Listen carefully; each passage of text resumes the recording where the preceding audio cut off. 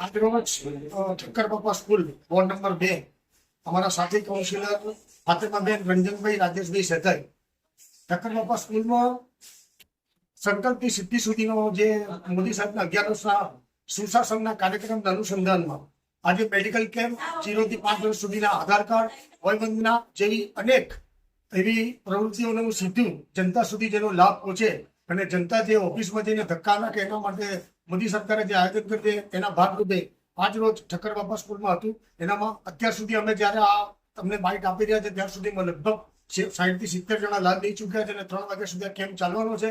આપના માધ્યમથી ward number 2 ના તમામ રહીશોને આગ્રહ કરું છું, આપ આવો અને આપની જે પણ કોઈ નાની મોટી સમસ્યા હોય આ જ લેવલની જે અમે અગાઉ તાણ ગયા એ પૂર્ણ કરો. અમારા સાથી કાઉન્સિલર સાથે અમારા કારોબારી ચેરમેન શ્રી અત્યારે બહાર ગયા છે પોતાના કામથી, પણ તેઓ પણ ફોનથી સતત અમારી સાથે સંપર્કમાં છે.